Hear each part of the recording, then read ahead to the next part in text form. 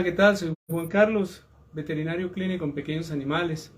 Soy clínico con orientamiento en cardiología, medicina interna, medicina de cuidado crítico y medicina de especies silvestres. Nos encontramos en la Sociedad Colombiana de Emergencias y Cuidados Críticos Veterinarios, COVES, de la cual soy el fundador, y en Sovía Medicina Veterinaria. Un saludo muy especial al doctor Carlos Arturo Jiménez Castro, cardiólogo de la ciudad de Manizales, a Olga Janet Rivera Correa, quien es la enfermera veterinaria, y un saludo muy especial para el doctor Raúl Antonio Acosta Cardona, quien se encuentra en este momento enfermo allá en su casa. Recordando al doctor Juan Carlos Noreña Sarta, quien este 2 de marzo, el día de antier, cumplió 3 meses de haber fallecido, un 2 de diciembre del año 2022. Un gran colega, un hombre erudito, un hombre muy estudioso de la medicina veterinaria, la medicina de los albéitares. Decía Valentín Fuster, decía, conocer el corazón nos da cantidad de vida y conocer el cerebro nos da calidad de vida. Valentín Fuster, un cardiólogo de renombre internacional, ha sido director científico y presidente de la Asociación Mundial de Cardiología, director del Monte Sinaí, español. Desde muy joven se fue para los Estados Unidos y estudió medicina, luego estudió cardiología en los Estados Unidos y es un hombre grandísimo. Antes de continuar, quiero invitarlos a ver el canal Sala de Emergencias en YouTube. Activen la campana de notificaciones, den like y compartan con sus amigos, familiares y compartan con los colegas. También los invito para que vayan a la página de Facebook Sala de Emergencias, a las páginas Doctor Chica, COVES, que es la Sociedad Colombiana de Emergencias y Cuidados Críticos Veterinarios, y para que nos acompañen en los grupos veterinarios Pequeño Corazón, en donde junto al doctor Carlos Arturo Jiménez Castro estamos investigando sobre los niveles hiperuricémicos e hiperuricosúricos, tanto en perros como en gatos, en donde estamos investigando sobre presión arterial en gatos. Un saludo para el doctor de nuevo, quien tiene ya 2 o 3 libros sobre presión arterial en pequeños animales, y hizo un estudio en 441 perros hace cerca de 15 o 20 años. Los invitamos para que vean en YouTube y en Sala de Emergencias. Son varios episodios, 7 episodios, total 1 hora, en donde hablamos sobre electrocardiografía, presión arterial en pequeños animales y datos de electrocardiografía, en donde la modelo de este video es mi perrita Sacha, quien falleció un 18 de julio, falleció un 30 de agosto del 2018. Bueno, no siendo más, vamos a hablar de un tema muy interesante, que tiene muchas aristas, tanto en medicina, no solo en medicina veterinaria, en medicina humana, sino mucho más en medicina veterinaria. Llevamos años, los médicos veterinarios que nos dedicamos a la cardiología, hablando de lo mismo. Llevamos años hablando de lo mismo, las mismas enfermedades, esa cardiología en la cual seguimos tratando a los pacientes, sobre todo con endocardiosis y daños a nivel de las valvas o válvulas, sobre todo mitrales, o válvula bicular, corazón izquierdo. Nos hemos enfocado en tratar la signología o la sintomatología del paciente con insuficiencia cardíaca, con daños valvulares, con endocardiosis, con vasculitis, con problemas miocárdicos, conocimiento, y se llama mucopolisacaridosis. Para aquellas personas que están llegando aún a la conferencia,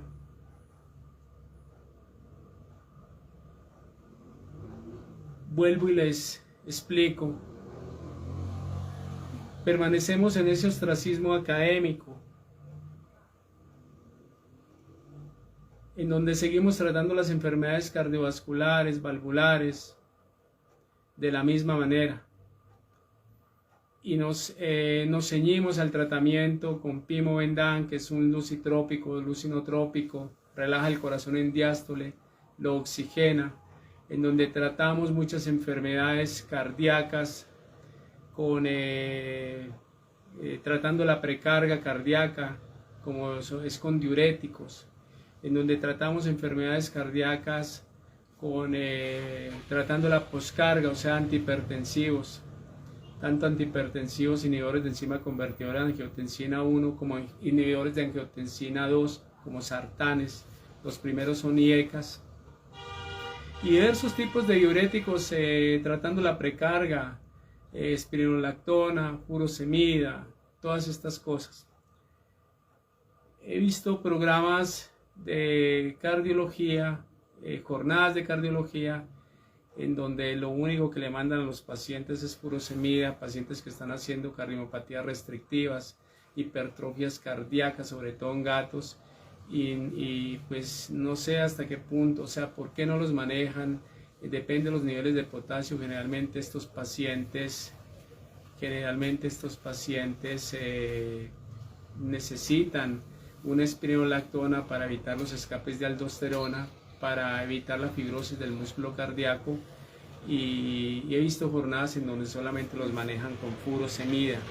La furosemida sabemos que nos saca potasio, la espironolactona nos ahorra potasio. Entonces, tener en cuenta en el tratamiento de la precarga en el paciente con insuficiencia cardíaca congestiva, algún otro tipo de cardiopatía en donde se requiere este tipo de medicamentos, cómo están los niveles de potasio en el paciente y cómo está esa onda T también en el paciente, en el electrocardiograma.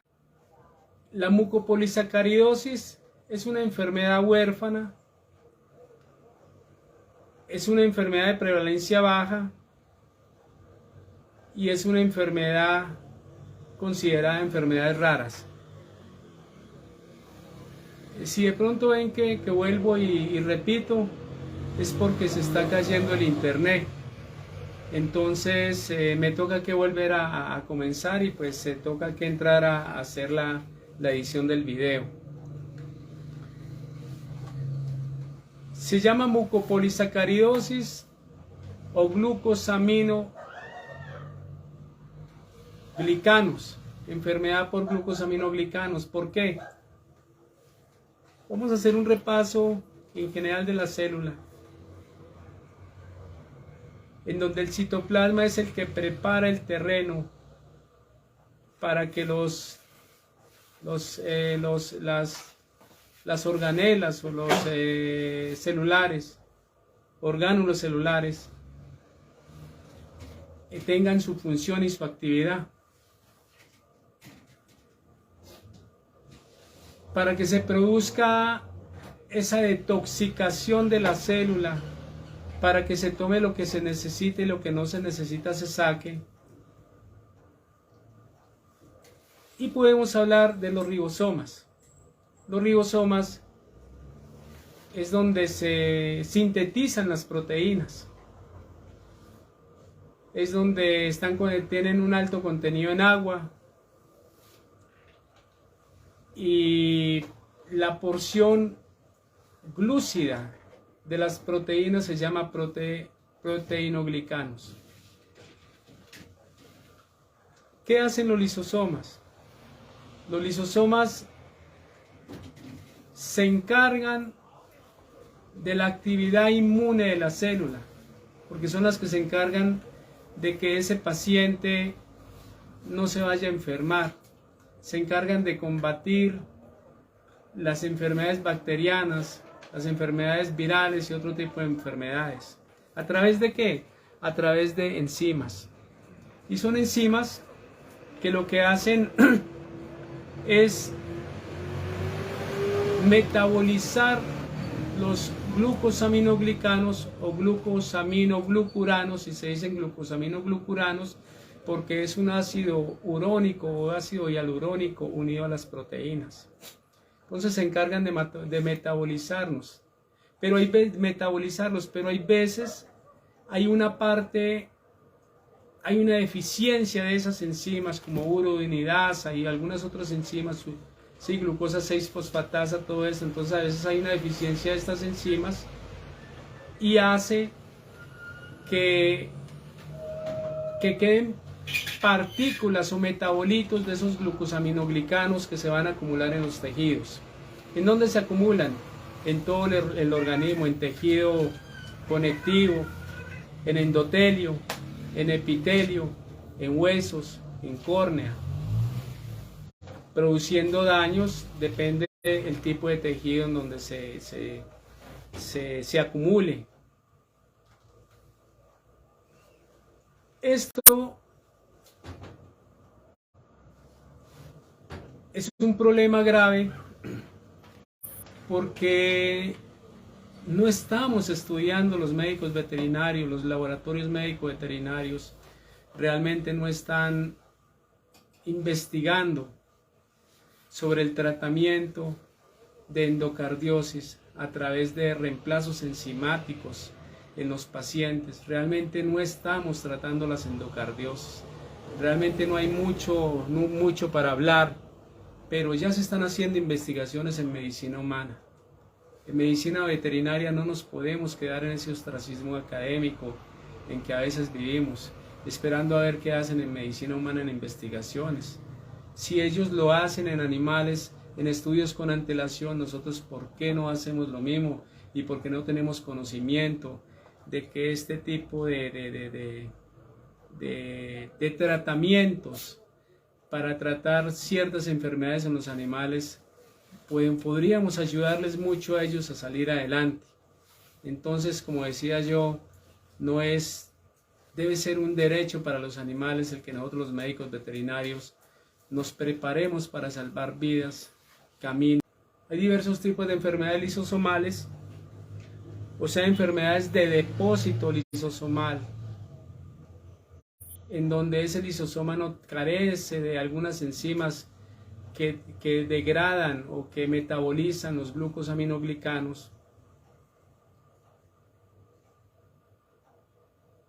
y están causando diversas patologías en los animales, sobre todo endocardiosis. Endocardiosis de la válvula mitral o válvula bicúspide y endocardiosis de la válvula aórtica, o sea, son izquierdos. O sea, hacen daños a nivel del corazón izquierdo, a nivel de los ventrículos. Y las válvulas a nivel aurículo ventricular, produciendo con el tiempo una estenosis.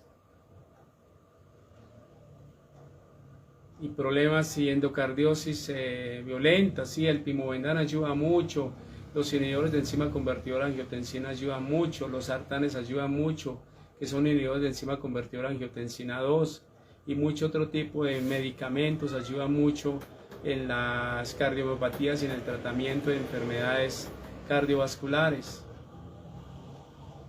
Pero no hemos tenido en cuenta de que la acumulación, la mucopolisacaridosis o los glucosaminoglicanos que no son metabolizados están causando daños violentos en las mascotas, y a eso es a lo que debemos de llegar, a la investigación, y a que los laboratorios trabajen más en ello, a que las facultades de medicina veterinaria trabajen mucho más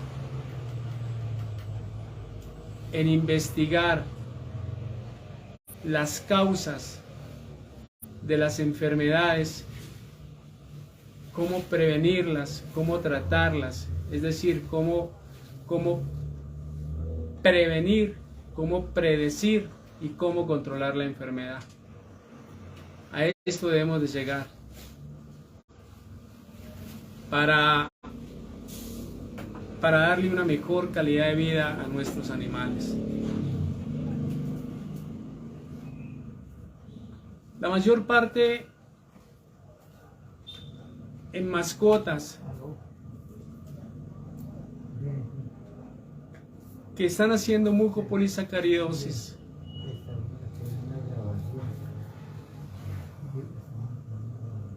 Como son enfermedades autosómicas, recesivas, y son genéticas, la mayor parte de estas muestran unos signos o unos síntomas patognomónicos desde edades tempranas y se llaman fenotipos urlerianos.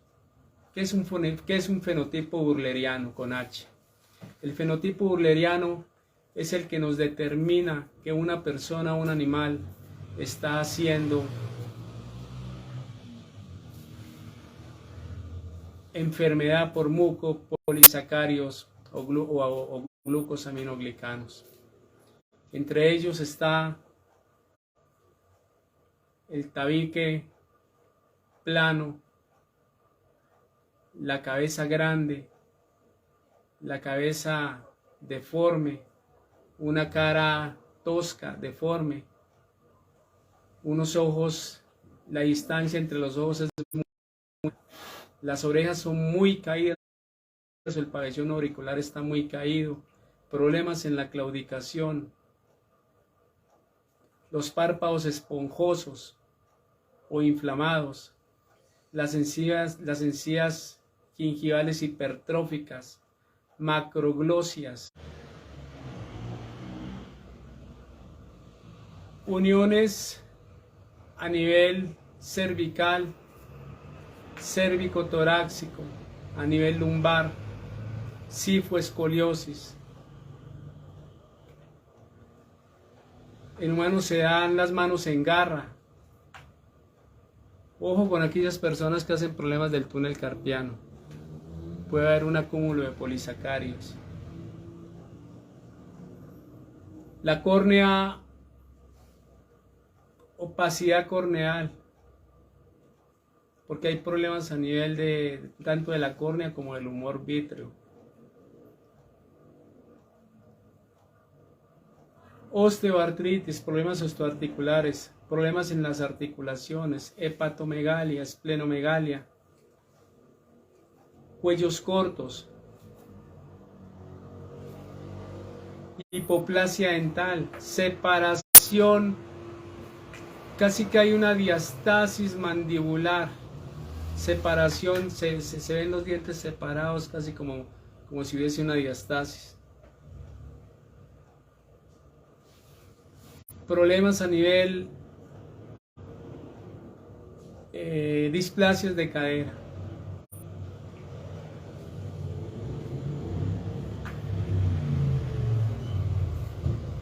Hay mucho tipo de síndromes, hay mucho tipo de enfermedades de depósito lisosomal, hay otras son de depósito citoplasmático, como las esfingolidiposis, las glucogenosis y otras como las mucopolisacaridosis.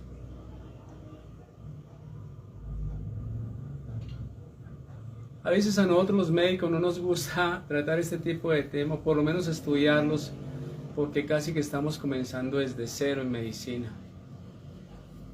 Y hay una cantidad de cosas que las habíamos escuchado o no las, muy poco en nuestra vida, o no las hemos escuchado.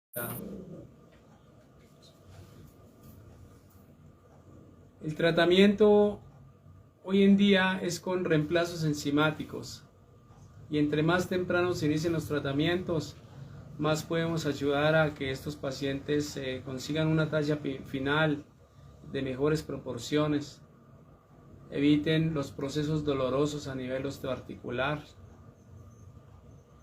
y mejoren mucho su calidad de vida, sobre todo a nivel cardíaco, tanto valvular, vascular, a nivel de infiltración miocárdica y a nivel en la conducción eléctrica del corazón, porque muchas de estas causan inclusive arritmias.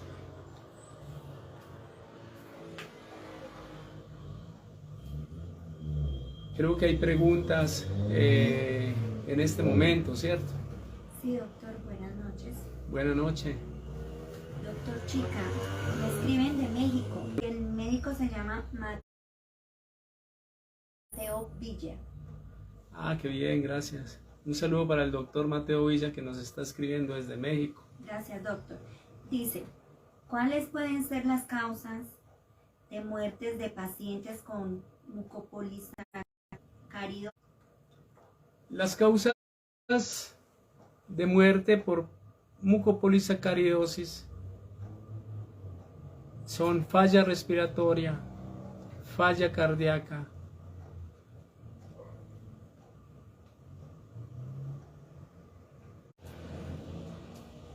problemas en la anestesia, porque muchos de estos pacientes necesitan realmente un equipo de anestesia especializado para anestesiar pacientes de alto riesgo. Las causas de muerte de ellos, inclusive muchos de ellos son problemas de tipo neurológico, como en San Filipo, por ejemplo.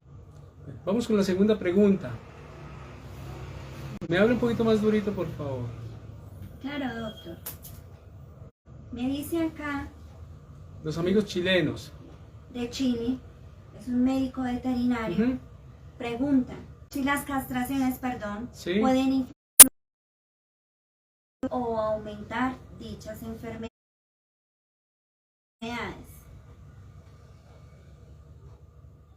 No se ha investigado, o sea, no hay investigaciones realmente sobre eso, pero se podría subrogar que muchos de estos pacientes que son castrados de edad. Vamos entonces con la segunda pregunta sobre las castraciones, si pueden influir o no. Sí, es muy posible. Habría que investigar mucho más y se podría subrogar que metabólicos y hormonales. Con la pregunta sobre las castraciones, si pueden influir o no sobre los efectos, sobre las displasias de cadera. Sí, es muy posible que muchos de estos pacientes castrados a temprana. Vamos con la tercera pregunta. Doctor, nos escribe un médico humano de Nicaragua. Sí. Para el colega que nos escribe de Nicaragua, médico humano, quería informar huérfanas o enfermedades raras, porque son enfermedades que tienen que ver con el gen recesivo autosómico y son genéticas y generalmente dan en niños, en bebé, en recién nacidos y en niños muy... ¿Hay alguna otra pregunta? Sí, claro, doc. De Argentina. Ah, para los colegas argentinos. Los colegas argentinos. Nos dice, ¿cuál debe ser el papel de la cardiología para el tratamiento de hoy en día en estos pacientes? Yo pienso para el colega argentino debe investigar mucho más en reemplazos enzimáticos. Realmente en el tratamiento de la válvula mitral o de las endocardiosis, no solamente mitral sino de aorta, prácticamente no se ha investigado mucho ni en humanos ni nada de esto. Otra pregunta. Sí, doctor. Como le decía, son muchas de las personas que están conectadas y te escriben de muchas partes. Una de esas es de Cuba. Dice, en un paciente con problemas cardiovasculares geriátricos, con problemas de osteoarticulares, es conveniente la administración de productos para la artrosis. Yo pienso que no. Yo pienso que antes de eso, ¿por qué? Porque si la enfermedad, la mucopolisacaridosis está creando daños a nivel endocárdico y a nivel valvular, y es por acúmulo de glucosaminoglicanos que no se metabolizan, porque no hay las enzimas que los degradan o metabolizan, y es esta la causa de las endocardiosis, de las vasculitis, de las infiltraciones miocárdicas, de los problemas de conducción. Pienso que no se debería utilizar en este tipo de pacientes con problemas osteoarticulares y geriátricos, glucosaminoglicanos y condroitin sulfato. ¿Por qué? Porque el condroitin sulfato, no solamente el condroitin sulfato, sino otro metabolito, son los causantes de los problemas cardiovasculares en las mascotas, problemas cardiovasculares que tienen que ver con la enfermedad de Harler, la enfermedad de Hunter, la enfermedad de Marotó, por ejemplo, la enfermedad de Lyme, etcétera, etcétera. Gracias, doctor.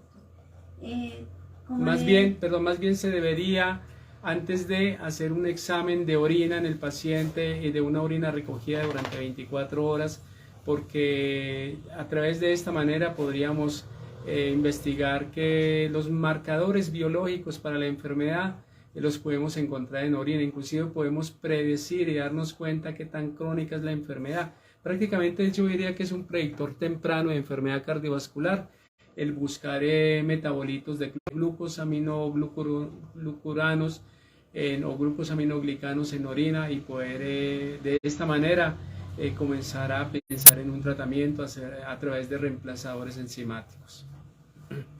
Gracias, doctor.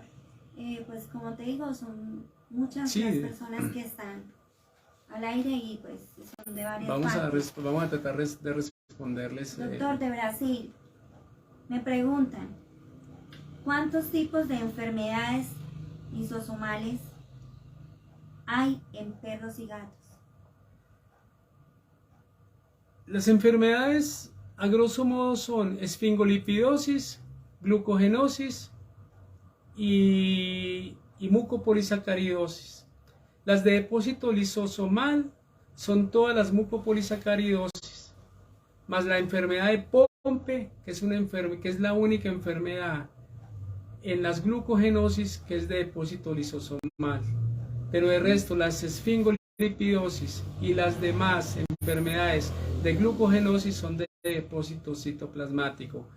En perros, en humanos se han descrito aproximadamente 7 tipos de enfermedades. La 1 es Harler, la 2 es Hunter, la 3 es la Panfilipo, que tiene 4 variedades A, B, C y D. La 4 es Morquio. La quinta yo diría que es otra variedad de Morquio, porque Morquio hay Morquio A, Morquio B, ¿sí? La sexta es Marotov, la Marotov Line creo que es, y la séptima es la Lyme, ¿sí? En perros se encuentran 4 tipos de enfermedades que son Harler, Hunter. He visto algunos perros en Hunter con los ojos muy separados, inclusive fascia de murciélago, ¿sí? Puede ser un Hunter. En perros he visto Morquio, que es la tipo 4. En perros se ha determinado también la Marotov y la Sly. En gatos solamente se ha visto 2 tipos, que es Harler y Marotov. Gracias, doctor. Gracias, doctor. Muy amable por estar respondiendo a las preguntas que pues sus colegas de varias partes te hacen. Me pregunta un médico humano, dice, a grosso modo, ¿cuáles son las enfermedades de depósito lisosomales?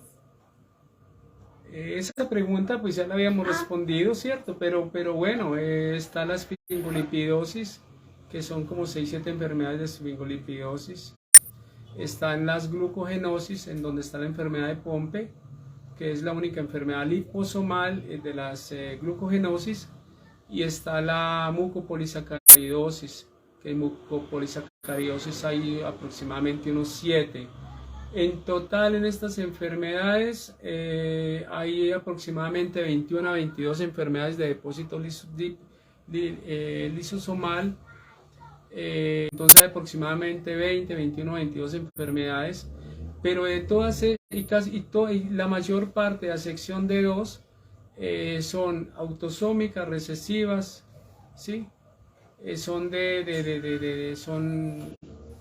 autosómicas y recesivas, digámoslo así, genéticas, y hay 2, que es la enfermedad de Fabry, Fabry de fábrica o factoría o factor X, es una de las únicas que se une al cromosoma X, junto con la enfermedad de Hunter, que es una enfermedad es una mucopolisacaridosis, y Fabry es una esfingolipidosis. Doctor, sigo con las preguntas. Nos Claro que faltan sí, como tres. claro Bueno, que sí. dale. De Perú, un médico cardiólogo. Ya nos están viendo mucho del Perú también. Sí, doctor. Me dice, hay una prueba de predicción temprana de enfermedad cardiovascular. Yo diría que más bien hablar de un biomarcador biológico en enfermedad cardiovascular en predicción temprana, como podemos hablar de una dimetilarginina simétrica, por ejemplo, como predictor temprano de enfermedad renal, que podemos predecir en gatos con 48 meses de antelación, en perros con 27 meses. Yo diría que sí la hay y es una prueba de orina. Es buscar metabolitos de glucosaminoglicanos que no fueron degradados o convertidos a lo que tenían que convertirse, porque faltaba esa enzima a nivel de los lisosomas, ¿cierto? Entonces sería hacer un mapeo de orina durante 24 horas y buscar qué tipo de metabolitos hay en orina. Depende del tipo de metabolito no degradado por los lisosomas, las enzimas lisosomales. Entonces ahí podríamos entrar a determinar si es enfermedad Harler, si es Hunter, si es Sanfilippo, si es Morquio, si es Marotov, si es Lyme, si es SLY, por ejemplo. O sea, depende de esto, podríamos entrar a determinar. Lo otro que podríamos entrar a hacer un tratamiento y darnos cuenta, no solamente eso, sino darnos cuenta qué tan crónica está la enfermedad o si apenas está comenzando o no, y cómo podemos comenzar a pensar en reemplazos enzimáticos en estos pacientes, colocar hyaluronidasa, glucosa 6-fosfatasa, qué sé yo. Entonces cada una tiene un tratamiento diferente. Lo otro que podríamos determinarlo sería en sangre, en leucocitos, buscar glucosaminoglicanos en células como leucocitos, buscarlo en plasma y buscarlo en fibroblastos. ¿Alguna otra pregunta? Sí, de Estados Unidos. Me pregunta un médico, ¿cuáles son los glucosaminoglicanos implicados en la enfermedad cardiovascular?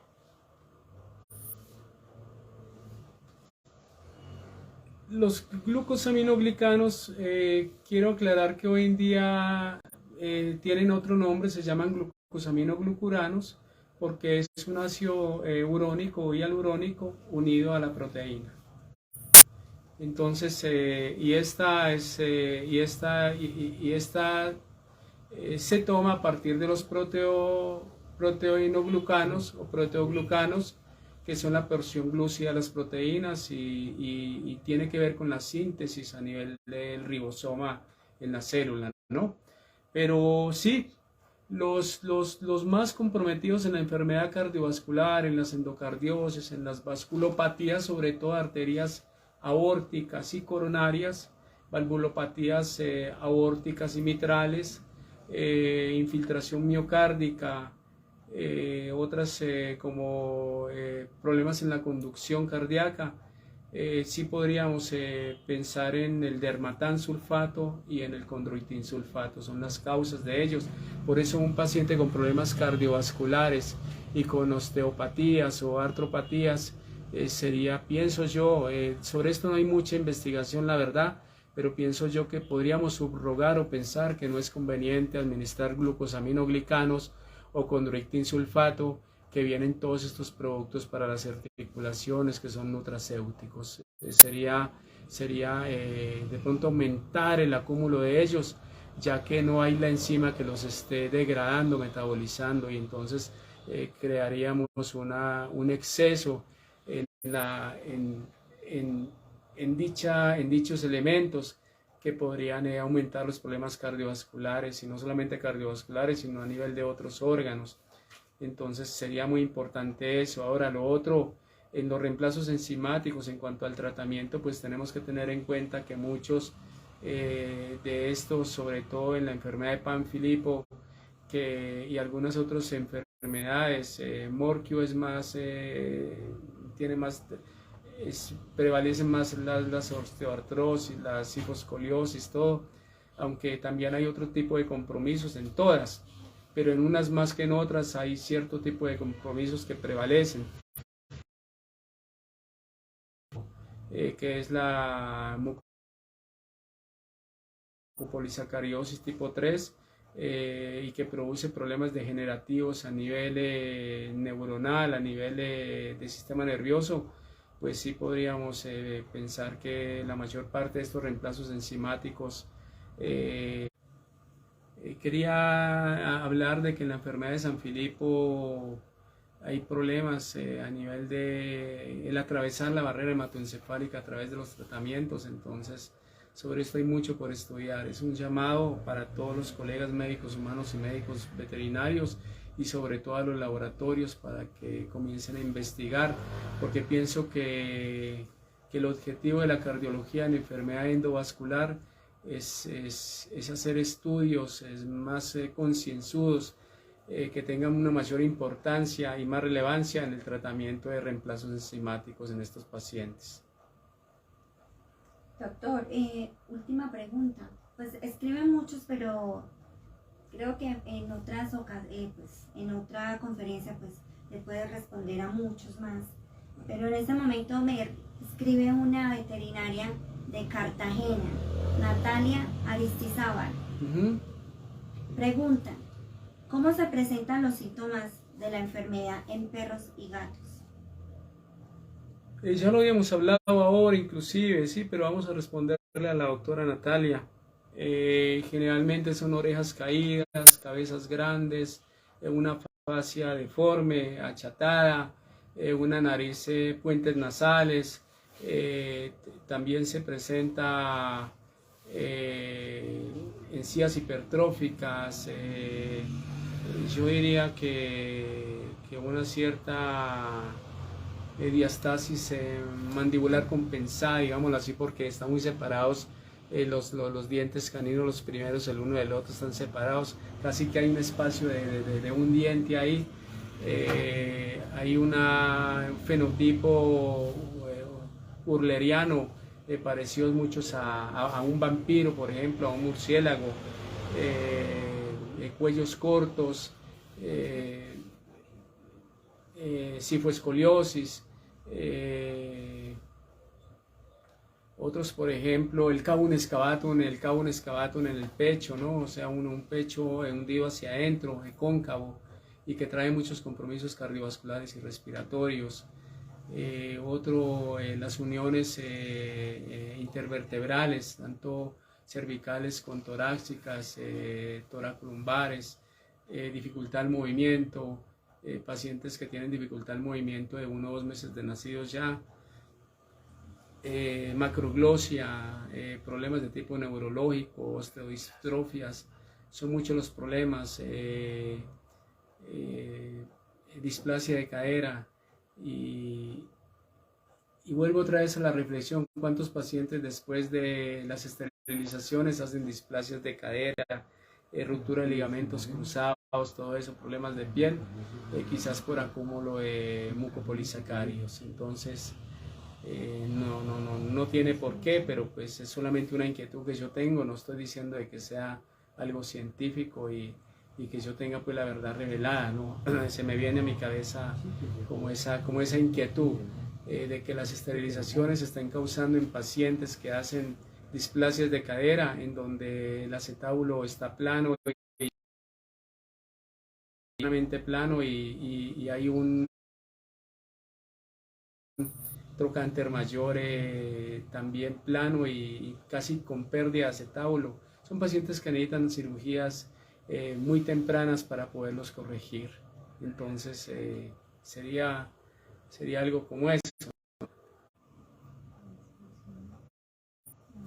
Son pacientes que tienen muchos compromisos y Y para los colegas que apenas están entrando a la charla, pues quería darles como un resumen de qué es una mucopolisacaridosis.